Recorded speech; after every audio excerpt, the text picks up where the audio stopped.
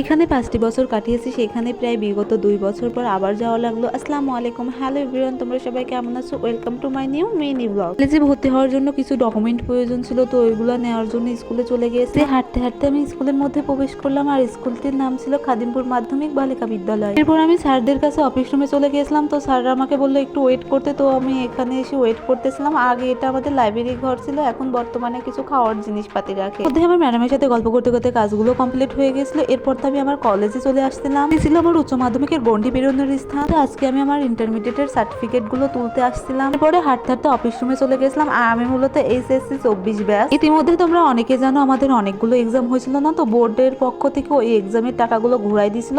তো আমাদের কলেজ থেকে নিয়ে আসার কথা ছিল, তো আমি নিয়েছিলাম না। সেদিন যে আমি কলেজ থেকে টাকাটাও নিয়ে নিয়েছিলাম। এরপরে বাসায় চলে আসলাম। আসার পরে সব কাগজপাতিগুলো ভালো করে দেখে নিতেছিলাম। তো এত প্যারা নিতে যে হাঁটাহাঁটি করতে যে আমার পায়ের অবস্থা বেজায় খারাপ, ওখানে তো ফোসকা পড়ে গিয়েছে। ব্লগটা আমি এখানে শেষ করছি। তোমাদের সবার কেমন লাগলো কমেন্ট করে জানিও। আল্লাহ হাফিজ।